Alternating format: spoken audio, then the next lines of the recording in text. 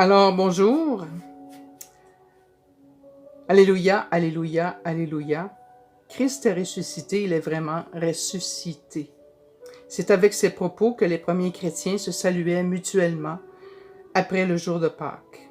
Donc, je vous salue avec la même proclamation.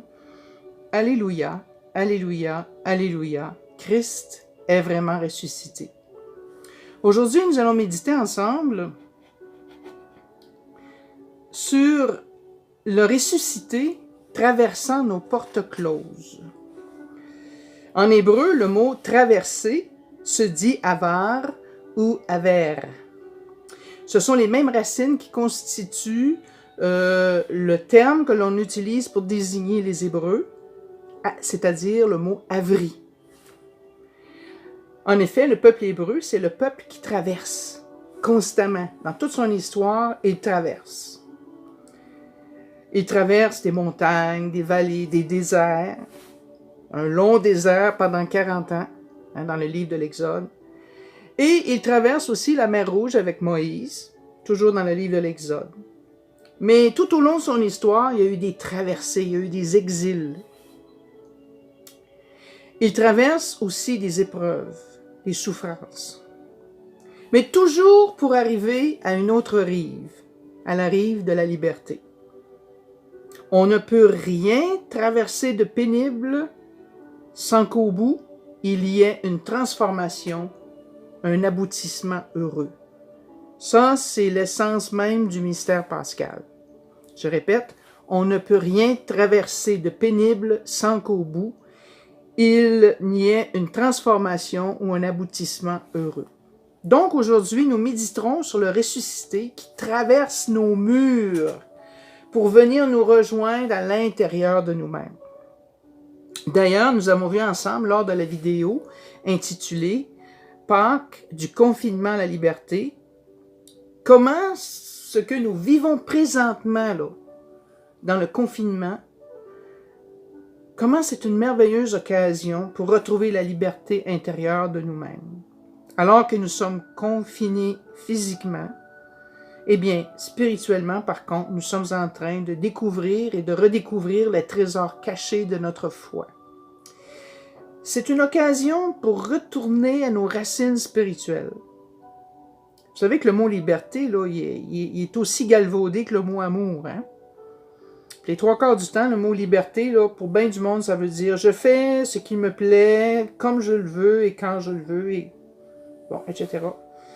Mais dans le sens biblique, la liberté, c'est pas tout à fait ça que ça veut dire. En effet, au travers de la vie de Jésus et de ses enseignements, on voit que la liberté, c'est plutôt rattaché au fait d'être libéré d'esclavage, d'être libéré de dépendance ou de blessures intérieures qui nous paralysent par en dedans et qui nous empêchent d'être l'homme ou la femme renouvelé dans la foi que le Christ attend de nous.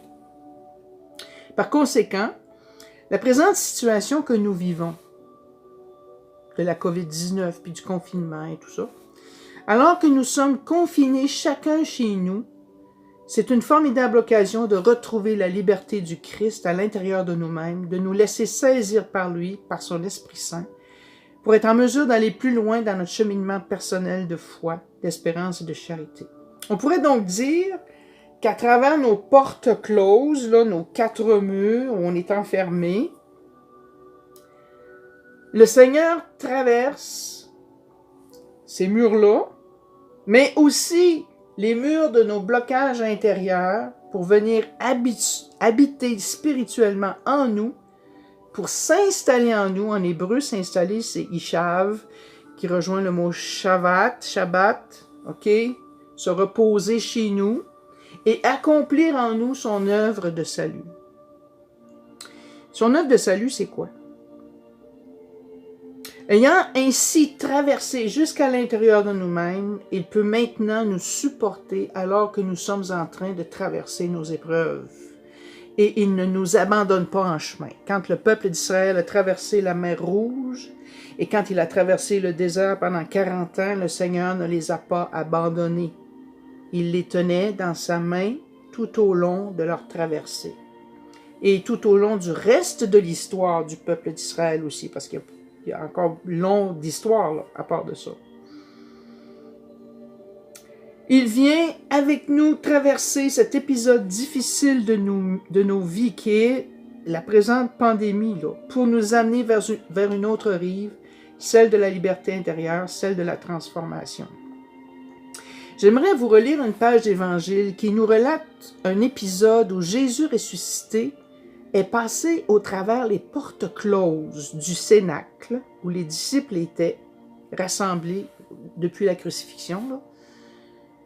Pour les apôtres et les disciples de Jésus, c'était, depuis ce temps-là, c'était la tragédie, c'était la stupeur, c'était l'étonnement à son paroxysme. Il n'y avait pas une sorte de sentiment qu'ils ne vivaient pas. Ils passaient à travers tous les sentiments. On ne peut pas s'imaginer la détresse psychologique que ces gens-là ont vécue. Et même si Jésus leur avait annoncé par avance, il avait dit par avance qu'il mourrait, puis qu'il ressusciterait le 3e jour, même là, le choc face à ces événements-là était immense. Ils ne pouvaient plus concevoir leur vie. Ils ne pouvaient plus se voir le revivre comme ils étaient auparavant. Là. Tellement que Pierre pensait même retourner à sa tâche de pécheur et puis d'en rester à ça. Puis avec Jésus, là, on oublie ça, puis c'est fini. Mais non, dit Pierre, c'est pas fini, tu vas en avoir d'autres. Lisons ce texte dans l'Évangile de Jean au chapitre 20. Le soir venu, en ce premier jour de la semaine, donc ici, le premier jour de la semaine, on est le dimanche. Dimanche de Pâques, au matin, Jésus est ressuscité, et le soir, il se retrouve au cénacle, alors que les portes du lieu où se trouvaient les disciples étaient verrouillées par crainte des Juifs. Jésus vint, et il était là au milieu d'eux. Alors, il vint, ça veut dire qu'il a traversé à travers les murs. Il n'a pas ouvert de porte, là. Tout à coup, il s'est retrouvé au milieu d'eux. Et il leur dit, la paix soit avec vous. Shalom. Ça, c'est la salutation des Juifs. Shalom. Après cette parole, il leur montra ses mains et son côté. Et les disciples furent remplis de joie en voyant le Seigneur. De la tristesse, ils sont passés à la joie. Il leur dit à nouveau, la paix soit avec vous. Shalom. De même que le Père m'a envoyé, moi aussi, je vous envoie. Ayant ainsi parlé, il souffla sur eux et il leur dit, recevez l'Esprit Saint. À qui vous remettrez ces péchés, ils seront remis. À qui vous maintiendrez ces péchés, ils seront maintenus. Et j'arrête ici le texte. Voyez-vous comment est-ce que le ressuscité procède? Il traverse les murs physiques du cénacle pour rejoindre les disciples au fond d'eux-mêmes, là où ils sont, là, au fond de leur misère, dans leur peur, dans leur anxiété, dans leur effondrement. Il vient vers eux à ce moment-là. Il fait les premiers pas. Il traverse chez nous aussi, chez vous, en ce moment, alors que les portes sont verrouillées, c'est-à-dire qu'on est tout enfermés chez nous. Hein? Alors, il traverse, il est là, il est avec nous. Alors que nous sommes confinés, non seulement dans nos maisons, mais aussi dans nos peurs. Qu'est-ce qui va se passer? Dans nos doutes, dans nos lassitudes. Oh, je suis tanné de vivre ça. Dans nos insomnies, dans nos anxiétés et ainsi de suite. Ensuite, il nous dit à nous aussi, Shalom, la paix soit avec toi. C'est-à-dire la plénitude de vie et de bonheur. C'est pas juste la paix, là. Quand un juif vous dit shalom, là, ça c'est la plénitude de bonheur, la plénitude de paix, de santé, de vitalité, de richesse. C'est l'abondance de tout. Comme il sait que nous sommes des êtres de doute, il nous montre ses plaies dans ses mains, ses pieds et dans la blessure de son côté. Il s'identifie à nous. Il nous le dit qui il est. Il nous montre ses lettres de référence. Il nous montre son passeport inscrit dans sa chair d'homme. Et il leur dit, je ne suis pas un esprit. Regardez, je mange avec vous, là. Regardez mes mains et mes pieds. Est-ce qu'un esprit de chair? Est-ce qu'un esprit mange comme ça? Non. Je suis un être de chair, mais avec une chair transformée, une chair de ressuscité. Ça, c'est mystérieux parce qu'on n'est pas embarqué dans ce paradigme-là encore personne. Là. On va le connaître un jour, mais on n'est pas encore là.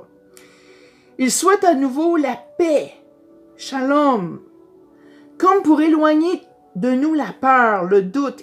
Le Seigneur est prêt à nous redire shalom autant de fois là qu'on va expérimenter la peur, puis le doute, puis l'anxiété. Il revient, puis il nous redit shalom, tant qu'on ne le ressent pas à l'intérieur de nous. Tout ce qui nous tracasse, tout ce qui nous inquiète, il vient disperser ça uniquement par ce mot, shalom. La paix soit avec toi au plus profond de ton être. Puis il nous envoie tous en mission.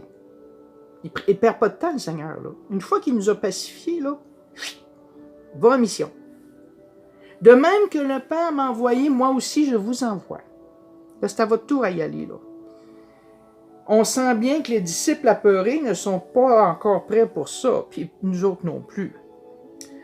Mais il ajoute ceci, et voilà la clé qui rend possible toute mission. Recevez l'Esprit Saint.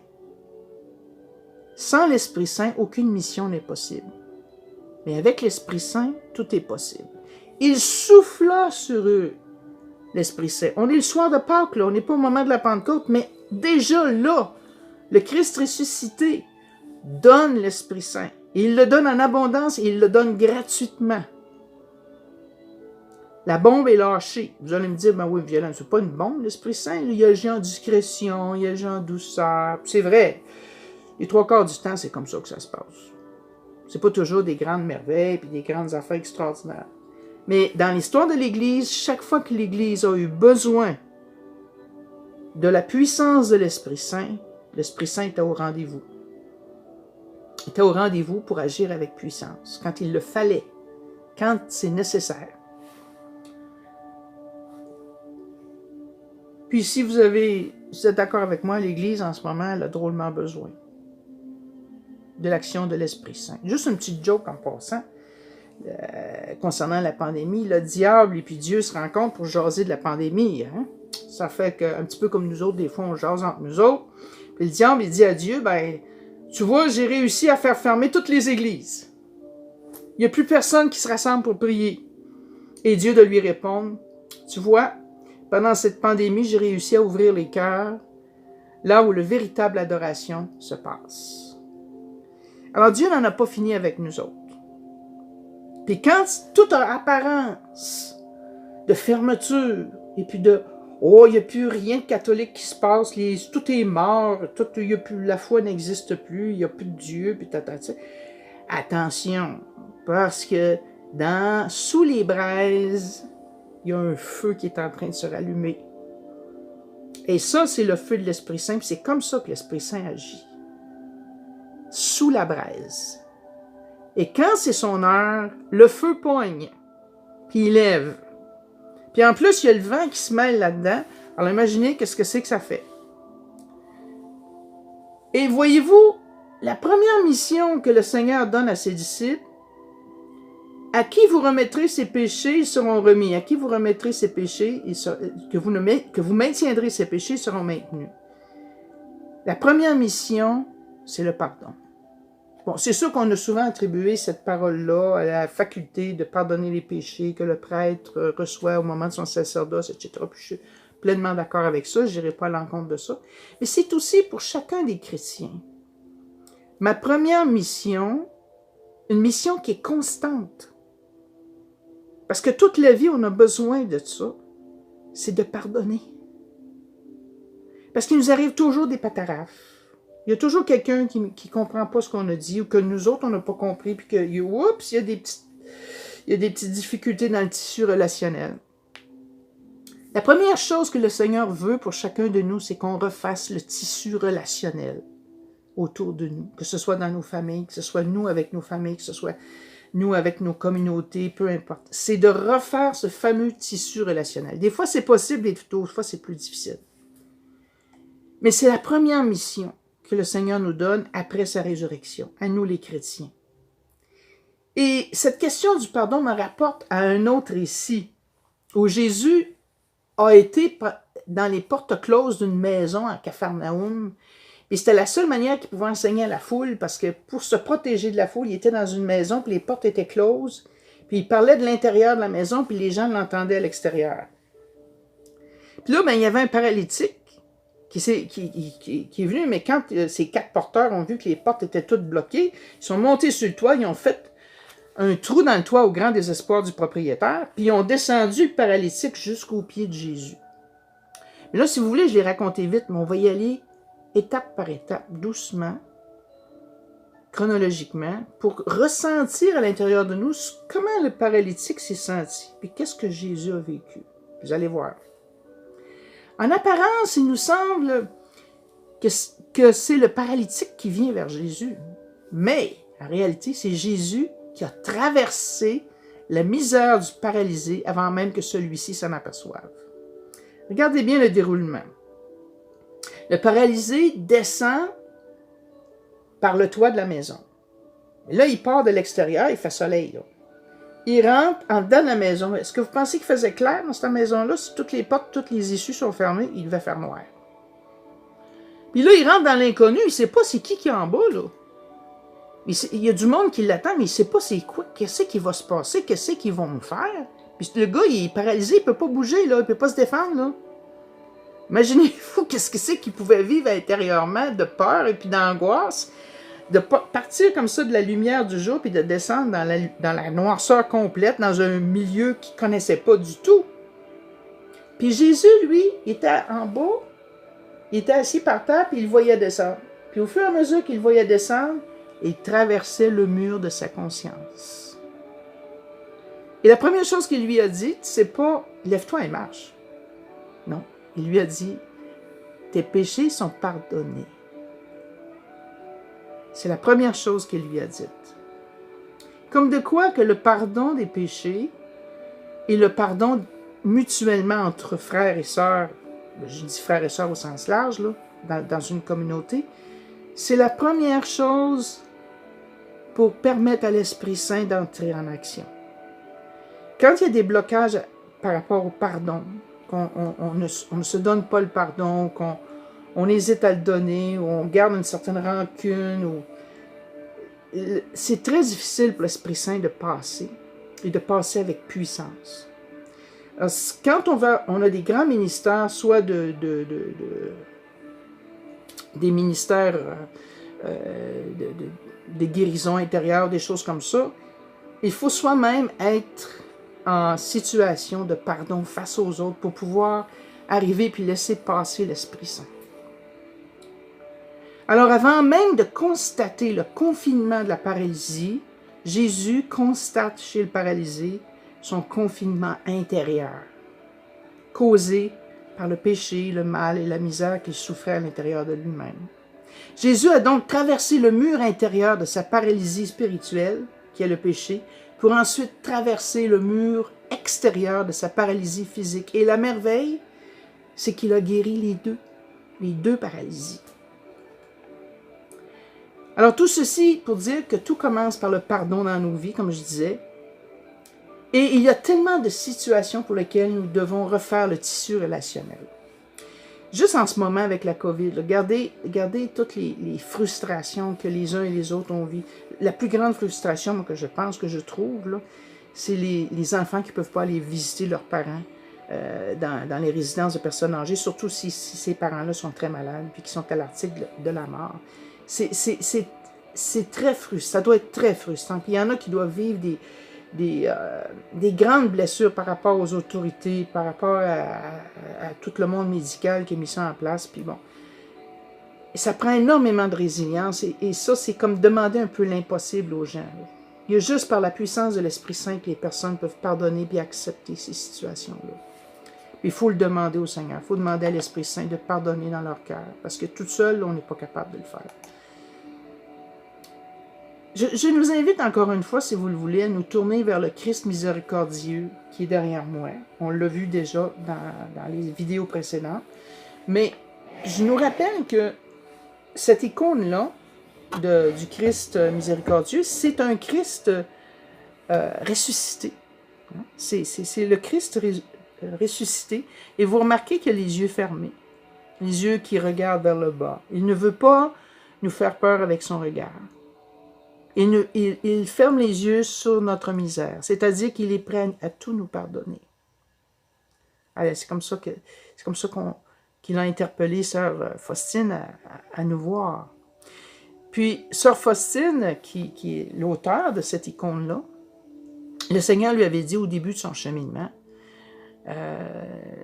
est-ce que tu m'as tout donné? Elle dit, oui Seigneur, je t'ai tout donné ma vie, je suis consacrée à toi, etc. Elle dit, non, il y a quelque chose que tu ne m'as pas donné. Tu ne m'as pas donné tes péchés. Tu les gardes en dedans, puis tu penses de t'en sortir toi-même. Mais là, aujourd'hui, je te demande de me donner toutes tes misères intérieures. Pour que tu sois capable de recevoir à la place l'Esprit Saint, qui va te donner la grâce, tranquillement, hein? Tout doucement, la grâce de t'en sortir, la grâce de passer à travers, de traverser ces misères.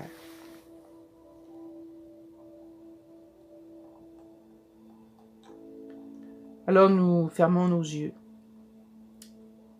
Nous nous disposons à accueillir le ressuscité à travers les portes closes de nos murs intérieurs.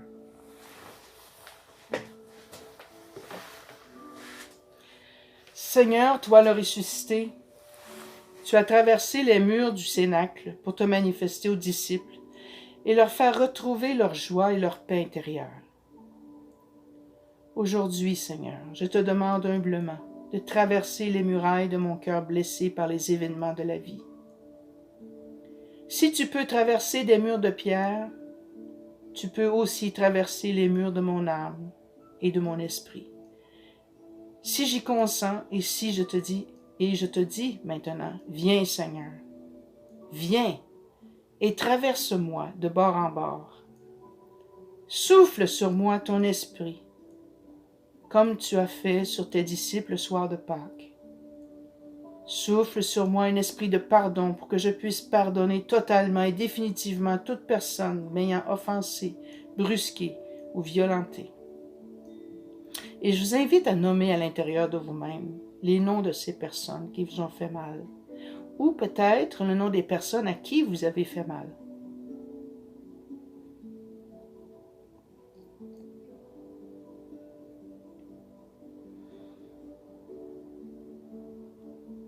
Oui, par ton esprit, Seigneur, et non par ma force, je te demande de pardonner à ces personnes tout le mal qu'elles m'ont fait. Et je te demande aussi de mettre le pardon en elles-mêmes pour les offenses que j'ai pu commettre envers elles ou envers d'autres. Que ton esprit de vie, de miséricorde et de réconciliation vienne en nous pour nous donner des élans et des effusions d'amour comme nous n'en avons jamais reçu auparavant. Amen. En terminant, je viens vous témoigner de la guérison d'un cas de COVID. C'est une vidéo que j'ai vue, que vous allez trouver peut-être juste en dessous de cette méditation que nous faisons en ce moment. La vidéo est en anglais. Si vous écoutez bien, vous allez comprendre. Sinon, je vous le raconte très rapidement. Le type en question raconte qu'il s'est senti très mal. Ils l'ont emmené tout de suite à l'hôpital aux soins intensifs. Et là, il s'est senti confiné dans une espèce de chambre de verre parce que c'est des portes patio qui rouvrent. Et puis là, il y a juste les personnes qui rentrent là, c'est juste les médecins. Puis il voit pas personne. Il n'y a pas personne de sa famille là. Il n'y a pas personne de ses amis. Ou il n'y a pas de visite là. Hein? On le sait, dans les hôpitaux, il n'y a pas de visite en ce moment. C'est juste les personnes qui traitent, qui sont toutes habillées en cosmonautes quasiment là, pour soigner ces gens-là. Alors, il raconte comment il y avait de la difficulté à respirer. Puis le deuxième soir, là, il n'en pouvait plus. Il a comme crié intérieurement au Seigneur, à Dieu. Si tu existes, là, viens donc me sortir de là. Viens me guérir. Viens faire quelque chose. que ça arrête, ça, cette torture-là de difficulté à respirer. Et finalement, il y a un concierge qui est en train de laver le plancher, qui passait vis-à-vis de la porte, puis qui rouvre la porte un petit peu, qui lui dit, sans l'avoir entendu, parce que le gars, c'était en dedans que ça se passait, là, qui disait ça, il dit, lâche pas, Dieu veille sur toi. Alors là, il s'est comme ressaisi. Puis là, le concierge a continué de converser avec lui, puis lui a raconté qu'il a été lui-même missionnaire dans un pays pauvre d'Afrique, et que Dieu faisait des merveilles encore en ce moment. Et puis, il lui a offert de prier avec lui, bien simplement. Il dit, moi, je vais prier avec toi. Je suis juste un concierge, mais je peux prier. On va demander à Dieu de te guérir, si tu veux. Alors, le gars, il n'a pas refusé. Hein? Quand tu es pris comme ça, tu as de la misère à respirer. Tu ne refuses pas les grâces que tu peux avoir. Alors, il a demandé tout simplement à l'Esprit Saint de venir s'emparer des poumons de la personne, puis de venir lui aider à respirer, puis ainsi de suite. Puis, à la fin de la prière, qui n'a pas été tellement longue, le type s'est senti pacifié, apaisé. Et le concierge est parti, puis un petit peu après, il a senti la force en dedans de lui, le malade en question a senti la force en dedans de lui-même de pouvoir se tourner dans son lit, ce qu'il ne sentait pas avant. Il s'est comme endormi, il s'est assoupi, puis quand il s'est réveillé, il avait faim. Puis là, il a dit au Seigneur, je t'ai fait une première prière, tu m'as exaucé, je t'en fais une deuxième. Tu vas m'exaucer encore. Ça a marché la première fois, ça va marcher la deuxième fois. Il dit, là, j'ai faim. Il dit, fais donc que quelqu'un m'amène un sac de croustilles avec un coke. Ben, croyez-le ou pas, mais le même concierge est revenu le lendemain avec un sac en papier, puis là, il lui a passé ça au bout d'un bâton, à travers la porte. Et dans le sac en question, il y avait 2 petites oranges, comme un petit surplus, puis un sac de croustilles et une canette de coke. Voyez-vous, Dieu nous donne ce que nous lui demandons et un surplus en plus. C'est merveilleux. C'est merveilleux, mais c'est quelque chose de vivre. J'imagine que ça doit être quelque chose de vivre la COVID, de vivre ça à cette étape-là. Essayez de dire avec ça que Dieu ne nous entend pas, c'est assez difficile de dire que Dieu ne nous entend pas après un tel témoignage.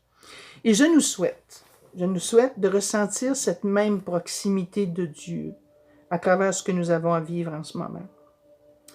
Et puis, je fais une prière spéciale pour les gens qui sont atteints de la COVID. Rien n'est impossible à Dieu. Vous l'avez vu dans ce témoignage. Je demande au Seigneur qu'il répande une goutte de son sang précieux sur chacun de vos poumons pour vous aider à respirer. C'est Dieu qui le fait. C'est juste lui qui peut faire ça. Fermez les yeux, puis ressentez dans la foi.